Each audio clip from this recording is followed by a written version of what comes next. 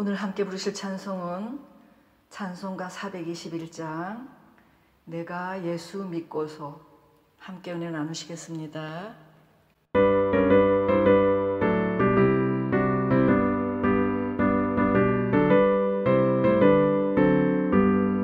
내가 예수 믿고서 죄사함 받아 나의 모든 것 하면했네. 지금 내가 가는 길 천국 길이요 주의 피로 내 죄가 씻겼네. 나의 모든 것 변하고 그 피 받고서 받았네. 하나님은 나의 구원 되시오네. 내게 정죄함 없겠네. 주님 밝은 빛에서 어둠에 치니 나의 모든 것 하면했네. 지금 내가 주 앞에 온전케 되면 주의 공로를 의지함일세. 나의 모든 것 변하고 그 피 받고서 받았네. 하나님은 나의 구원 되시오네. 내게 정죄함 없겠네. 내게 성령 임하고 그 크신 사랑 나의 맘에 가득 채우며 모든 공포 내게서 물리치시니 내 맘 항상 주 안에 있겠네. 나의 모든 것 변하고 그 피 받고서 받았네. 하나님은 나의 구원 되시오네. 내게 정죄함 없겠네.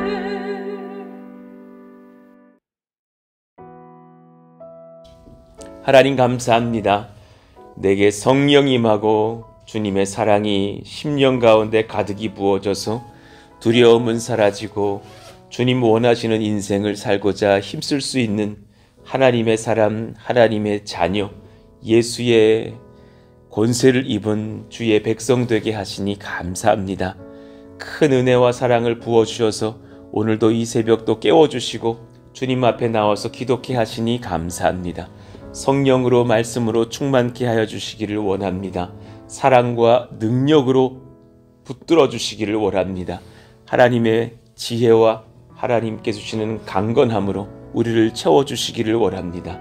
날마다 하나님 그 능력을 힘입고 사는 저희들 모두가 되게 하여 주옵소서.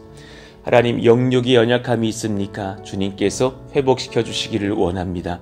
지혜가 부족합니까? 하나님께서 탁월한 지혜와 능으로 우리를 덮어주시기를 원합니다.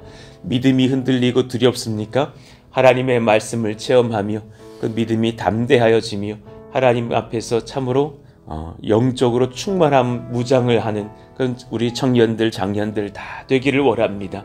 시험을 앞두고 있는 자녀들 또 청년들 있사오니 주님 함께 하셔서 그 모든 것들 기도와 능력으로 잘 감당할 수 있는 하나님의 백성들 다 되게 하여 주셔서 주님 기도하면 지혜를 더해 주시고 암기력도 더해 주시고 또 하나님 필요한 판단력과 또 집중력과 인내를 더하게 하여 주시기를 원합니다.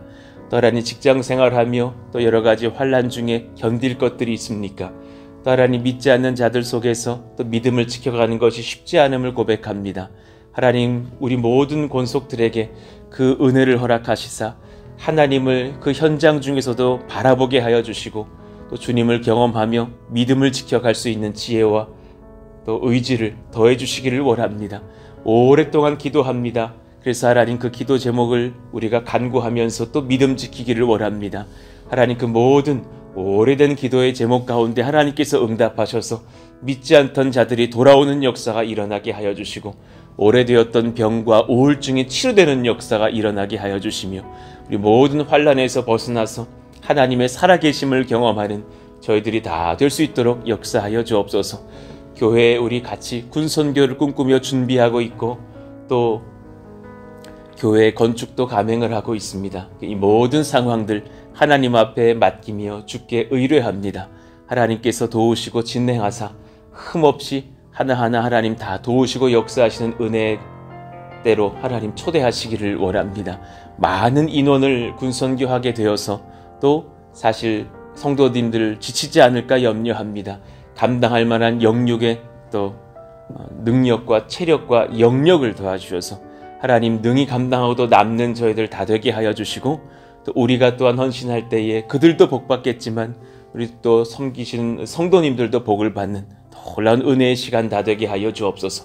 오늘 또 우리가 말씀을 받습니다. 주님 말씀하여 주시고 말씀에 합당할 또 능력과 지혜와 분별로 우리를 덧입혀 주옵소서.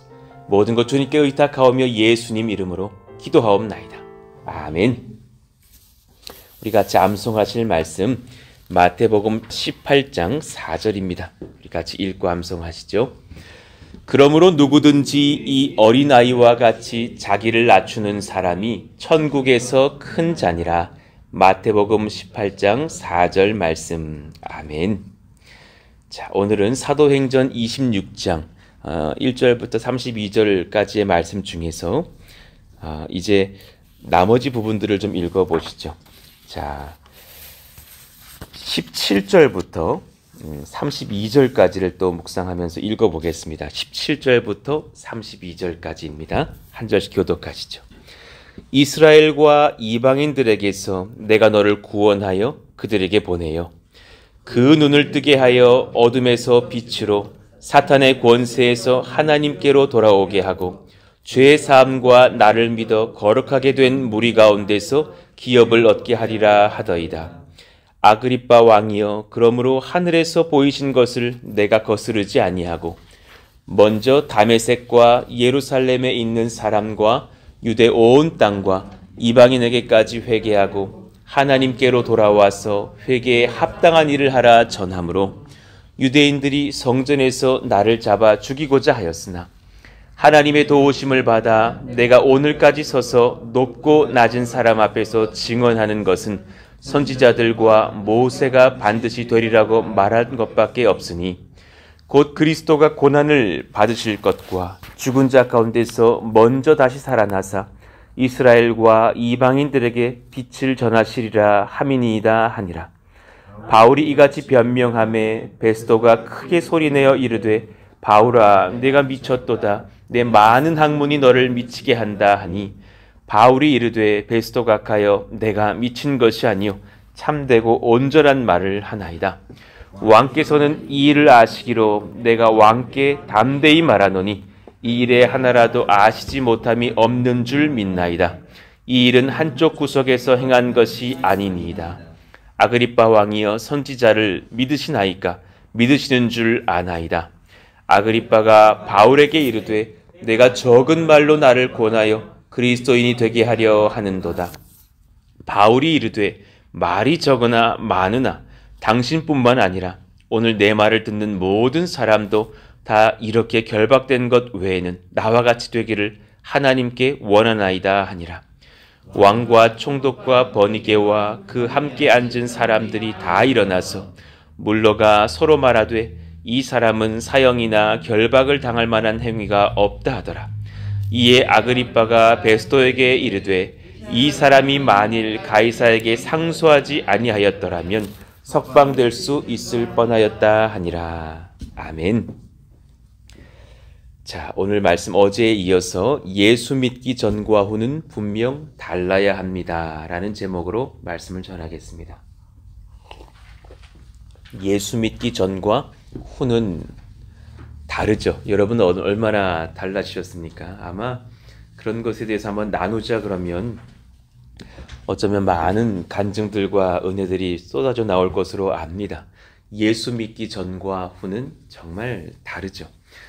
특히나 오늘 본문에 바울이 그랬다는 것을 우리가 압니다. 어제 말씀에 예수님 만나기 전에 사도 바울은 조금 더 화려하고 조금 더 인정받고 조금 더 권력의 힘을 얻을 사람이 되기 위해서 열심히 그렇게 아첨하며 비교하며 살았던 그런 바리새파의 사람이었죠. 그러나 그가 주님을 만날 때 내가 주를 박해했던 자였구나라는 것을 깨달았습니다. 내가 주를 핍박하던 죄인이었구나. 그렇게 회개를 하게 되죠. 그리고 나서 이제 사도 바울의 삶을 묵상해 보건대 예수님을 만날 때에 그때 비로소 소명을 받게 됩니다. 예수님 만날 때에 우리는 비로소 인생의 소명을 받게 됩니다. 그러니 그 예수님 만난 인생이 사실은 그 소명 안에서 직장도 바르게 구하게 되고 그 소명 안에서 사실은 배우자도 교회도 잘 선택하게 되고 하나님 앞에 순종하게 되는 것을 봅니다. 분명히 주님께서 이제 바울에게 이렇게 명을 하시면서 내가 갈 길을 밝히 알려주시는 거예요. 16절 일어나 너의 발로 서라. 내가 네게 나타난 것은 곧 내가 나를 본 일과 장차 내가 네게 나타날 일에 너로 종과 증인을 삼으려 함이니 이스라엘과 이방인들에게서 내가 너를 구원하여 그들에게 보내어 그 눈을 뜨게 하여 어둠에서 빛으로 사탄의 권세에서 하나님께로 돌아오게 하고 죄 사함과 나를 믿어 거룩하게 된 무리 가운데서 기업을 얻게 하리라 하더이다. 수십 년 전에 주님께서 나를 만나주시면서 주셨던 그 소명을 지금 고백하고 있는 것입니다. 여러분은 어떠신지요? 어떻게 주님을 만났고 또 어떤 소명을 주셨는지 참 궁금합니다. 제가 제 자신을 돌아봐도 하나님께서 저를 인격적으로 만나주셔서 오늘 여기까지 인도하신 것은 참 기적이며 능력이며 은혜라는 것을 깨닫습니다. 중학교 때 그렇게 학교에서 논술 이런 거 뭐 하더군요. 그래서 논술을 써서 냈더니 선생님이 이렇게 주제를 못 잡는 글은 처음 본다 그러셨습니다. 너는 나중에 뭐가 될 거냐? 그분이 기독교인이셨는데 저는 목사가 될 건데요. 근데 그분이 그랬습니다. 이렇게 글을 쓰는 거 보아서 너는 목사 되기는 글렀다고. 너무 주제가 안 맞는다라는 거예요. 그래서 난 막 좌절을 했는데 지금 돌아와서 보니까 하나님께서 내 능력으로는 안 될 길을 주님이 소명 주셔서 이렇게 인도하셨구나라는 것을 보게 되면 감사할 따름이죠. 은혜 밖에는 설명될 수 없다라는 것을 압니다. 실력은 지혜는 능력은 부족했던 자를 하나님께서 만나주시고 바꾸셔서 지혜 더하시고 세우시고 뜨겁게 하사 또 때가 탁 되었을 때 한 번도 정말 단 한 번도 개척에 대해 생각한 적이 없었던 사람, 어렸을 때 수많은 십자가를 보면서 야 이렇게 교회가 많은데 누가 저런 교회를 잘 이끌어갈 수 있는 그런 일꾼들이 세워져야겠구나 생각했던 저였는데 또 하나님께서 개척을 명하신 것을 보았을 때에 소명은 하나님이 주시는 것이구나. 내가 깨달아가는 것이 아니구나. 수많은 청년들에게 이렇게 이야기해 드렸던 기억이 납니다. 직업 본인이 고르지 않으셨으면 좋겠다고, 본인이 앞길을 본인이 정하지 않으셨으면 좋겠다고, 지금 꿈이 없다라면 그거 너무 큰 복이라고, 꿈이 없는 것이 아니라 하나님께 소명받기 전일 뿐이라고, 걱정하지 마시고 기도하면서 주님 앞에 뜻을 구하면 하나님 말씀해 주실 것이라고, 그것이 얼마나 복된 것인지 20대여도 30대여도 마찬가지라고 생각합니다. 하나님의 꿈을 받는 청년들, 장년들 다 되시기를 원합니다. 소명은 주님께서 주십니다. 디모데후서 1장 9절에 본인이 또한 후배 목회자에게 이렇게 고백하시는 사도 바울의 고백이 있지 않습니까? 하나님이 우리를 구원하사 거룩하신 소명으로 부르심은 우리의 행위대로 하심이 아니요 내 행위대로 했으면 나는 매맞고 벌받아야 될 것이죠. 사도 바울은 사울이었을 때 참 주를 믿는 자들을 박해했으니까 오직 자기의 뜻과 영원 전부터 그리스도 예수 안에서 우리에게 주신 은혜대로 하심이라. 우리의 삶대로 소명을 받았다면 우리는 참 벌받아야 될 소명만 남지 않았겠습니까? 그런데 주님께서 우리를 친히 사랑하사 거룩하신 예수님의 뜻과 또 영원 전부터 우리에게 주신 그 은혜대로 하나님께서 우리를 부르셨습니다. 최근에 저희 교회를 이렇게 묵상해 보건대 이렇게 한 분 한 분 만나는 것이 참 너무 은혜인 것 같습니다. 본인들은 아시는지 모르겠는데 참 기도하면 그런 분들 보내주신 것을 보고 한 분 한 분 권사님, 집사님들, 우리 또 청년분들 또 우리 형제님들 오시는 것을 봤을 때 참 감사하게 생각해요. 지금 이곳에도 지금 남녀의 성비가 비슷하게 맞아들고 있는 그런 것들도 감사한데 사실은 수개월 전에 기도했었거든요. 하나님, 우리 남성들도 좀 보내주십시오. 그랬더니 딱딱딱 오시는 걸 봐요. 하나님께서 그렇게 다 채우시고 인도하시는, 지역 전도를 잘 감당할 분들 보내주십시오. 또 그런 분들이 오셔요. 이런 많은 것들이 얼마나 감사한지. 하나님께서 구할 때마다 그렇게 소명에 붙들린 사람들을 세우시면서 인도하시는 것을 보면 우리의 만남도 우연 결코 아니구나라는 것을 깨닫게 됩니다.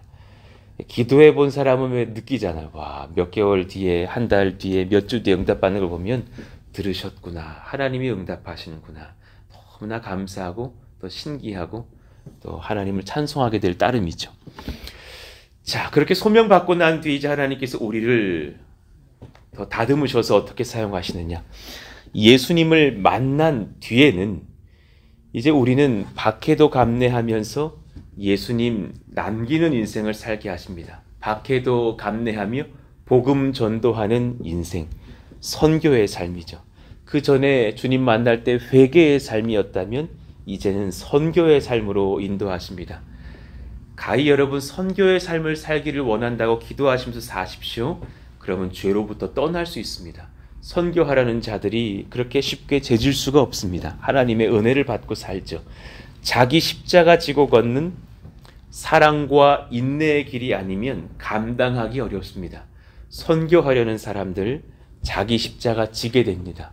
선교하려고 하고 예수님 남기려고 할 때에 사랑도 하게 되고 인내도 하게 되는 그런 성숙한 주의 인격을 담게 됩니다.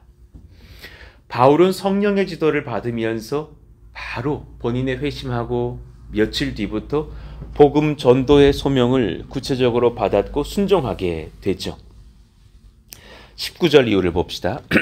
아그리빠 왕이요, 그러므로 하늘에서 보이신 것을 내가 거스르지 아니하고 먼저 다메섹과 예루살렘에 있는 사람과 유대 온 땅과 이방인에게까지 회개하고 하나님께로 돌아와서 회개에 합당한 일을 하라 전함으로, 성령께서 그렇게 자신을 지도하신 것을 고백하고 있는 것이죠. 먼저는 다메섹에서 내가 눈을 다시 떴을 때부터 그렇게 유대인들에게 복음을 전했고, 바로 수일 전까지 예수님 믿는 자는 죽어도 마땅하다 하던 사람이 예수님이 하나님이시다 증거하니 너무나 그 주변인들이 놀랐던 것이 아닙니까? 그리고 바로 이제 그 전도가 지역이 넓혀지면서 예루살렘으로, 유대로, 또 이방에게까지 순종하는 전도자가 되어버렸습니다.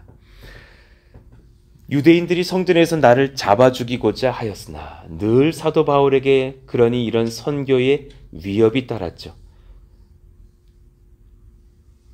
참 전도하는 사람들 때로는 위험을 받고 박해를 당하고 어려움을 당하나, 그러나 그 선교의 소명을 감당하는 사람, 그런 가정, 그런 교회 진짜 복을 많이 받습니다. 하나님, 우리 그런 교회 되게 해주세요. 그런 가정 되게 해주세요. 그런 제가 되게 해주세요. 한번 기도해 보시고 소원해 보시기를 원합니다. 그 가정과 그 인생에 정말 하나님 복이 큽니다. 천국에서 하늘의 상급은 참 전도하는 자들에게 클 것이라고 성경이 종종 말씀하십니다. 24절, 그랬더니 베스도가 뭐라고 소리를 지르면서 선포합니까? 바울아, 내가 미쳤도다. 내 많은 학문이 너를 미치게 한다니. 이 사람 너무 지나치다고 여긴 거죠. 이 사람 너무 선교하려고 정말 지나친 사람이구나. 너 정말 미쳤다. 25절에 뭐라 합니까? 바울이 베스도가 아카여, 내가 미친 것이 아니요 참되고 온전한 말을 하나이다.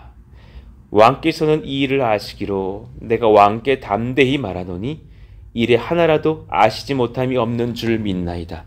이 일은 한쪽 구석에서 행한 것이 아니니이다. 하나님 나라의 역사와 예수님의 죽음과 부활하심과 그 교회가 확산되어져 나아가는 그 기독교인의 전도의 역사는 어느 구석에서 그냥 이상한 사람들의 집단이 소소히 이렇게 내는 것이 아니라 지금 온 세계를 점령하고 있는 복음 전도의 역사가 아닙니까? 아그리빠 왕이여 선지자를 믿으시나이까? 믿으시는 줄 아나이다. 그러니까 당신도 구약의 선지자를 믿으시건대 이제 그 선지자들이 증언하신 신약에서 우리를 참 만나주시고 구원하시려고 오신 그 선지자들의 고백의 주인공 되시는 예수님 믿으시기를 원합니다. 이 고백을 한 것이죠. 그랬더니 아그리빠가 뭐라 그럽니까? 네가 적은 말로 나를 권하여 그리스도인이 되게 하려 하는도다. 정확히 의도는 파악하는 거죠. 너 지금 사실 전도하는구나. 너 지금 예수님 믿게 하는구나. 사실 기독교인들이 사실 이 말 많이 들으셔야 돼요. 저도 누군가와 대화하려고 하면 이제 그분이 제 의도를 간파하고 이런 말을 하시거든요. 전도하려고 하시는 거죠. 예, 아셨습니까? 예, 맞습니다. 기독교인은 전도하려는 사람이 맞습니다. 머리를 자르다가도 그 머리 잘라주시는 분에게도 예수님 믿으시죠? 예수님께서 당신에게 복을 주실 것입니다. 우리 귀 한번 나아오시죠? 우리 성도님들이 또 당신에게 많은 또 은혜를 입게 하실 것이고 예수님이 당신을 사랑하셔서 많이 바꾸실 것을 제가 압니다. 진짜 큰 은혜를 한번 받아보십시오. 어디를 가서라도 하나님 그렇게 담대하게 예수님을 전할 수 있는 우리가 되기를 원합니다. 한 주간 사실 때 이 말씀 많이 듣고 오셨으면 좋겠어요. 전도하려고 하시는 것이죠? 아, 예, 맞습니다. 사실 그렇습니다. 당신에게 진짜 큰 선물 주고자 합니다. 예수님을 만나면 하나님의 자녀가 되는 권세를 얻습니다. 천국을 갈 수 있는 복을 얻습니다. 이 땅에서 진짜 삶의 의미를 깨달을 수 있습니다. 돈을 벌어도 의미 있게 벌 수 있고 밥을 한 끼 먹어도 의미 있게 식사를 할 수 있는 깊은 능력과 지혜를 깨달을 수 있습니다. 예수 안에 인생에 답이 있습니다. 그렇게 담대하게 예수님 증거하고 나면 그들이 믿지는 않더라도 뭐라 말하시는 줄 압니까? 저 사람 진짜 그리스도인이네. 저분들 정말 예수님의 사람들이네 하실 겁니다. 그러니까 제가 종종 이야기하잖아요. 군에 있을 때 이렇게 전도를 많이 해서 별명을 주셨어요. 군인들, 장병들이 이목사라고 막 그랬어요. 그리고 나서 되게 막 놀립니다. 아유, 쟤는 목사짓을 하잖아. 쟤는 지금도 지가 목사인 줄 알아. 막 이렇게 얘기를 합니다. 근데 정말 희한한 것은 근심되는 일을 경험하면 그들이 저에게 와서 기도 제목을 줍니다. 지금 이런 상황인데 나 위해서 좀 기도해 달라고. 지금 생각나는 사람이 당신밖에 없다고. 정말 희한한 일이죠. 어제까지 막 조롱하다가도 군인들이니까 다 별것도 아니죠. 막 애인이 뭐 나를 버리려고 한다. 저한테 와서 기도 제목을 내는 겁니다. 그런 걸 봤을 때 영적으로는 분명히 통하는구나. 분명히 그렇게 하나님께서 그들에게도 영적인 기가를 주시는구나 라는 것을 깨닫게 됩니다. 전도는 권세입니다. 전도는 부끄러운 것이 아닙니다. 전도를 귀히 여기시고 예수님을 무례하지 않게 지혜롭게 사랑으로 인내함으로 그렇게 남길 수 있고 전할 수 있는 저희들의 입술이 열리기를 원합니다. 바울도 그러면서 또 전도를 이어가면서 구약의 모든 예언의 말씀들이 예수님을 향하고 있음을 깨닫고 또 전했던 것이죠. 아까 우리가 지나간 어제의 말씀이었지만 6절, 7절에서 자신이 이 간증을 시작하기 앞서서도 구약의 말씀을 증거로 하여서 간증하는 것을 봅니다. 그러니까 예수님을 만난 후에 말씀이 우리를 지지하고 있다는 걸 깨달아요. 이게 큰 권세거든요. 전도의 힘 뒤에는 말씀의 권세가 있는 거예요. 말씀 안에서 하나님 뜻을 우리가 분별하기 때문에 이 힘을 받고 전도할 수도 있고 소명을 얻는 것이죠. 6절, 7절 한번 봅시다. 이제도 여기 서서 신문 받는 것은 하나님이 우리 조상에게 약속하신 것을 바라는 까닭이니 제가 지금 여기서 이런 신문 받고 또 나중에는 로마 황제까지 나아가려고 하는 이 모든 행보의 중심은 제가 말씀을 근거하고 있기 때문입니다. 구약의 말씀이 저를 지지하고 또한 신약 시대 이 시대에 오셨던 우리 주 예수님이 저를 지지하고 계십니다. 그 구약의 말씀과 예수님이 일치되고 계십니다. 그 약속의 말씀에 힘입어서 제가 지금 여러분에게 인내함으로 복음을 전하는 것입니다. 약속, 그 말씀 우리에게 권세가 될 것이에요. 7절. 이 약속은 우리 12지파가 밤낮으로 간절히 하나님을 받들어 섬김으로 얻기를 바라는 바인데 아그리빠 왕이여, 이 소망으로 말미암아 내가 유대인들에게 고소를 당하는 것이니이다. 가나안 땅에서 12지파를 세우시고 각 지파마다 크고 작은 땅들을 주시면서 그렇게 이스라엘을 번성케 하셨던 주님, 그 모든 중심에는 그 중에 한 지파인 유다 지파에서 또 하나님의 아들 예수님이 태어나시고 이 땅에 오실 성육신에 대한 계획을 준비하신 것이 아닙니까? 그러니 아무도 주목하지 않았던 그 작은 고을 베들레헴 땅이 복되다고 이미 미가 선지자를 통해서 고백하신 것이 아닙니까? 5장 2절에 베들레헴 에브라다야, 너는 유다 족속 중에 작을지라도 이스라엘을 다스릴 자가 내게서 내게로 나올 것이라. 그의 근본은 상고의 영혼에 있느니라. 이미 구약에서 곳곳마다 예수님께서 오실 것을 말씀하고 계셨고, 그 주님을 사도 바울도 만난 거로 와, 이 구약의 말씀이 다 일치하는구나. 신구약 성경은 메시아 예수님으로 인하여서 주님을 만난 그 죽을 자가 부활을 누릴 것을 예언하고 계시는구나. 이것을 깨닫고 담대하게 복음을 증거하는 것입니다. 우리 교회가 또한 그러하기를 원하는 것이죠. 22, 3절 하나님의 도우심을 받아 내가 오늘까지 서서 높고 낮은 사람 앞에서 증언하는 것은 선지자들과 모세가 반드시 되리라고 말한 것밖에 없으니 구약의 예언이 성취된 것밖에는 없습니다. 저는 그것을 의지하면서 주의 말씀을 전하는 것뿐입니다. 곧 구약의 모든 말씀이 가리키는 바 그리스도가 고난을 받으실 것과 죽은 자 가운데서 먼저 다시 살아나사 이스라엘과 이방인들에게 빛을 전하시리라 함이니이다 하니라. 그런 어떤 여러 말씀들이 구약과 신약을 관통하면서 사도 바울이 설교하지 않았습니까? 예수님도 그러셨죠. 마가복음 12장 26절을 그 다음 페이지 한번 봅시다. 죽은 자가 살아난다라는 것을 말할진대 너희가 모세의 책 중 가시나무 떨기에 관한 글에 하나님께서 모세에게 이르시되 나는 아브라함의 하나님이요 이삭의 하나님이요 야곱의 하나님이로라 하신 말씀을 읽어보지 못하였느냐. 지금 이 말씀은 구약의 언어를 아는 사람들은 이해를 하는 거예요. 현재 진행하는 그런 표현들로 나는 아브라함의 하나님이 하셨다라는 거예요. 지금 살아있는 아브라함의 하나님이다. 아니 그가 죽은 지가 얼만데 근데 하나님의 나라에서 이미 살아있는 아브라함처럼 말씀하셨다라는 거예요. 이삭의 하나님이 할 때도 그렇게 현재 진행하고 있는 그런 표현들의 그런 문법들로 표현하신 거예요. 그들은 우리 눈에는 죽었는지는 모르겠지만 하나님의 나라에서는 지금 살아있는 하나님의 백성들이 아니냐. 그의 영혼들이 지금 부활하여 있고 장차 예수님이 재림하여 다시 오실 그때는 육신마저도 부활하실 것이 아니냐라는 예수님의 그런 증언이시기도 합니다.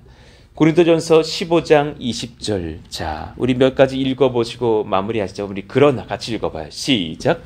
그러나 이제 그리스도께서 죽은 자 가운데서 다시 살아나사 잠자는 자들의 첫 열매가 되셨도다. 예, 아멘이죠. 우리가 담대하게 복음 전도하면서 때로는 누군가에게 그렇게 조롱당해도 괜찮은 이유가 뭐냐면 이 부활의 증거가 말씀마다 증거되고 있기 때문이죠. 어떤 세상 권력도 죽은 자를 다시 살아나게 할 수는 없지만 우리의 작은 입술의 이 전도는 그 권세가 있어서 어떤 가난한 자도 예수님을 만나면 죽었다가 살아날 수 있는 부활의 권세를 얻게 한다라는 그 능력의 말씀을 힘입는 것입니다. 고린도전서 15장 51, 52절 제가 읽어드리죠. 보라, 내가 너희에게 비밀을 말하노니 이 비밀은 우리만 아는 거죠. 말씀을 깨달은 자만 아는 거죠.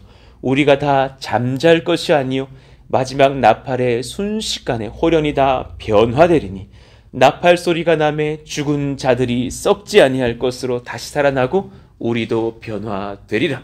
할렐루야 할렐루야. 이 날이 올 줄로 믿고 우리는 오늘도 인내하며 말씀 붙잡고 주님 증거하는 것뿐입니다. 우리 같이 한번 읽어보시죠. 데살로니가 전서 4장 14절 시작. 우리가 예수께서 죽으셨다가 다시 살아나심을 믿을진대 이와 같이 예수 안에서 사는 자들도 하나님이 그와 함께 데리고 오시리라. 아멘입니다. 참 아멘입니다. 그렇게 우리 주님 잘 의지하고 살다가 또한 죽음 이후에 부활을 경험하는 하나님의 백성들 다 되기를 원합니다. 그러니 오늘 여러분 이 말씀을 받으시면서 이 비전을 분명히 하십시다. 제가 양일의 설교를 이렇게 정리해드리고 있어요. 예수 믿기 전과 후는 분명 달라야 합니다. 예, 아멘이죠. 예수님 만나기 전에는 우리는 조금 더 외치며 삽니다. 여러분 지금 혹시 이런 인생 사시는 미적지근한 부분들이 있다면 과감하게 점검해 보시고 내려놓으시기를 원합니다. 조금 더는 하나님께 맡기십시오. 주님께서 다 채우시고 인도하십니다. 그것이 인생의 비전이 되어서는 그건 아닐 것입니다. 헷갈리시면 그것을 항상 저에게 한번 적용시켜 보시면 답이 됩니다. 이요한 목사가 날마다 기도할 때 주님 좀 더요, 좀 더요, 좀 더요 그러고 있다면 그 목사 참 존경하기는 어려울 것입니다. 저는 그렇게 살지 않으려고 애를 씁니다. 나보다 더 나은 사람 무언가를 비교하는 인생이 아니라 하나님을 이제 정말 만난 인생, 예수님을 만난 인생, 우리가 그런 좀 더를 외치다가 주님 박해하였음을 깨닫습니다. 그것이 죄였구나. 이제 비교의 삶이 아니라 주님 안에서 회개하면서 은혜를 경험하는 삶 살아야겠구나. 그리고 정말 내게 소명 주시는 주님 경험하시기를 원합니다. 그 소명을 받은 사람은 날마다 하나님 앞에 소명을 받습니다. 왜냐하면 말씀 안에서 하나님 뜻을 분별하며 오늘도 인내하며 사랑하며 예수님 남기는 인생 살기 때문입니다. 자기 십자가를 지고 걷는 사랑과 인내의 길이 아니면 참 감당하기 어려운 것이 성숙한 성도의 삶인 것을 봅니다. 오늘 하루 돈 벌려고만 살지 않으시기를 원합니다. 그것은 하나님이 그냥 선물로 주시는 것뿐이고 하나님 오늘 인생을 살면서 내가 예수님을 남길 수 있기를 원합니다. 하나님 그래서 말씀을 소원합니다. 그렇게 기도하시기를 원하고 말씀 받으시기를 원합니다. 우리 교회를 위해서 기도해 주십시오. 하나님 날마다 매주마다 말씀의 은혜가 풍성했으면 좋겠습니다. 지난주에 이제 2시쯤에 우리가 예배팀이 모여서 한 30여 명이 모여서 얼마나 사실을 감사하던지 한 교회가 30명만 모여도 감사한 것인데 예배를 섬기는 크고 작은 일꾼들이 다 모였더니 30여 명이 모여서 이렇게 원으로 둘러앉은 거예요. 물론 뭐 마스크 다 쓰고서 잠시 그렇게 모임을 진행하는 것이지만 그 상황 중에서 이제 한 해 동안, 2해 동안 감사했던 것을 한번 나눠보자. 그랬더니 다들 고백하는 많은 그 은혜의 나눔 중 한 가지가 예배마다 너무 은혜가 넘친다라는 고백을 하는 거예요. 자기는 뭐 기타 반주자고 자기는 뭐 섬기는 사람으로서 내가 한 주를 살 때 좀 연약하게 살아가지고 주님 너무 마음이 어렵습니다. 주님 제가 이렇게밖에 못 살았네요. 제가 예배할 자격이나 됩니까? 이런 마음으로 주일 예배에 나왔는데도 불구하고 나부터가 막 은혜를 받고서 눈물을 터뜨리게 하시는 성령을 경험하니까 참 이 교회는 특별하다고 느꼈다라는 거예요. 제가 어느 교회에 있을 때는 이런 은혜를 1년에 한두 번만 누려도 감사한데 매주 이런 은혜를 누리니까 정말 하나님 특별하게 우리를 참 사랑하시는구나 느꼈다라는 거예요. 제가 그런 나눔들을 하시는 것들을 보면서 소망하고 기도하게 되는 거예요. 하나님 이 은혜 거두지 말아주세요. 이 매주마다 하나님 은혜 부어주시는 이 말씀의 은혜, 예배의 은혜, 성령의 임재를 거두지 말아주세요. 소망하게 되는 거예요. 그리고 나서 우리가 감당할 만한 많은 선교의 삶들, 전도의 발걸음들 하나님 감당할 만한 은혜와 능력 주시기를 원한다고 우리 교회를 위해서도 기도해 주시기를 원합니다. 오늘 이제 저녁도 수요 그린 월십에 우리 권사님께서 백선아 권사님께서 말씀 나눔하시거든요. 정말 소망했던 바인 그런 은혜의 시간들이에요. 성도님들이 말씀도 나누면서 하나님의 복음을 흘려갈 수 있는 은혜들, 나의 삶의 간증도 이렇게 나누시면서 다른 분들에게 은혜의 본인 자랑이 아니라 하나님 은혜를 이렇게 증거하면서 권면할 수 있는 은혜들, 정말 바랬던 교회들이 이렇게 열려가는 모습 속에서 감사하게 됩니다. 하나님 오늘도 그렇게 우리가 예수님 증거하고 남기는 삶 살 수 있는 그런 능력의 교회, 몸된 교회가 되게 하여 주옵소서. 기도해 주시기를 원합니다. 이번 한 주 우리 물론 이 설교를 들으시는 분들은 수일 뒤겠지만 이렇게 택배 배달이 잘 또 오게 해달라고 기도해 주십시오. 이렇게 각 곳곳에서 선교 물품들이 지금 도달하고 있을 것인데 하나님 잘 그렇게 준비되어져서 바라건대 이번 주말 주일부터는 포장 작업도 할 수 있도록 인도해 달라고.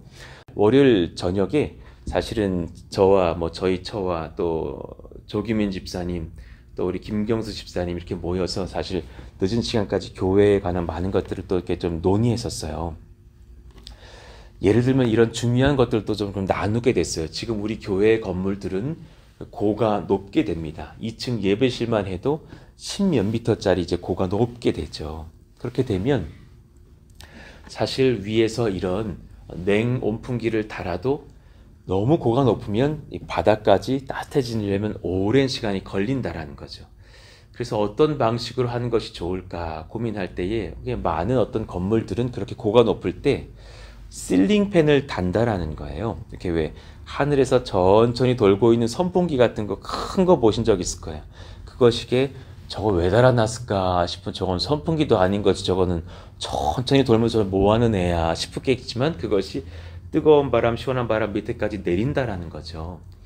그런데 이제 그것이 제 경험상 예배실에 장착이 되면 믿음 약하신 분들은 그거 보다가 이렇게 빠지게 시선이 옮겨지는 걸 봐요. 그래서 그것보다는 다른 방법이 없을까 하다가 차라리 저희가 이제 결정한 것은 뭐냐면 바닥에 완전히 온열을 다 깔기로 했어요. 예배실 바닥, 2층 바닥까지는 그렇게 아예 따뜻해질 수 있는 바닥으로 하자. 그것이 최고 저렴하게 될 수 있는 방법이거든요. 아실 거예요, 여러분. 난방기 안 틀어도 바닥 장판만 넣어도 얼마나 겨울에 따뜻해지는지. 막 14m, 15m 정도의 높이기 때문에 그 뜨거운 열은 위로 올라간다는 걸 아시잖아요. 그러면 위에부터 따뜻해지는 것보다는 아예 바닥을 따뜻하게 해서 그렇게 하자. 사실은 그런 의견을 저에게 지혜를 주셔서 저희 아버님 성전 지으실 때도 서울 홍성교회 큰 저희 예배당에 비할 것이 아닌 몇 배 큰 성전이어도 그 본당도 다 바닥을 따뜻하게 했던 기억이 납니다. 막 아버님 목회하실 때는 그 정말 독일 사람들이 와서 막 오르간까지 다 설치했던 교회이기 때문에 고가 엄청 높죠. 몇십 미터입니다.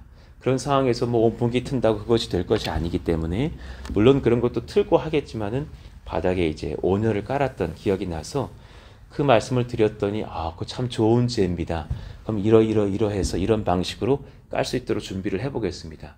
또 마땅히 그때에 이제 우리가 유리를 좀 사라지게 했기 때문에 비용도 감당할 만한 것 같다고. 그러니까 지금 저희 교회에 특수 상황이 있기 때문에 저희 교회만큼 도면을 많이 바꾸는 교회는 지금 없대요. 지금 너무 많이 수정이 일어나기 때문에 사실 저희는 너무나 빠르게 막 이렇게 진행을 하다 보니까 물론 계획을 잘하고 간다곤 하지만 또 그때그때마다 의견들이 들어오면서 조금 더 나은 교회를 지어보려고 이렇게 수정들이 일어나고 있어서 그런 어떤 변화들도 있었습니다. 하나님 그 모든 상황들도 하나하나도 잘 논의되어지고 잘 결정되어지고 진행돼서 이제 성탄절에는 그쪽에서 예배 드리자고 우리가 준비하고 있는데 이번 달 다음 달에 많은 변화들이 일어날 것입니다. 그 모든 상황 중에 이렇게 잘 논의된 것들이 반영되게 하여 주십시오. 목요일 금요일에는 이제 1층 2층 그리고 잠옷실 3층까지 이제 여러 가지 것들이 깔리면서 콘크리트를 치게 되는 그런 작업들이 이루어질 것입니다. 그 모든 상황 중 하나님 복을 주시기를 원한다고 기도해 주십시오. 이번 달에 또 판넬도 제작하면서 이제는 바닥과 그 도로 공사를 시작합니다. 그 밑에 이제 흉관이라고 이제 빗물이 빠지는 관도 넣고 오물이 빠지는 관도 넣고 여러 가지 수도와 전기도 심게 됩니다. 그 모든 상황들 흠없이 잘 진행되게 해주십시오. 기도해 주시기를 원합니다. 오늘 말씀 붙들고서 하나님 내게도 소명을 받고 전도하며 말씀에 능을 얻는 그런 우리 교회와 제가 되게 해달라고 기도해 주시기를 원합니다. 같이 한번 주여 부르시고 기도합니다. 주여! 하나님 감사합니다. 하나님의 능력을 얻기를 원합니다. 하나님의 성령을 얻기를 원합니다.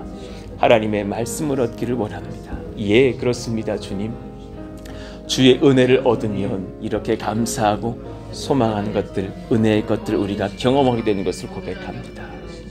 주의 은혜를 얻고 주님 앞에 감사하기를 원하며 주의 성령을 얻고 주님 의지하기를 원하며 주의 복과 나라와 권세를 입고 서는 저희들 모두가 주님 다 되기를 원하고 기도합니다. 예수님 만나기 전 우리는 조금 더 그렇게 외치고 살았지만 하나님 그것이 이제 아니기를 원합니다.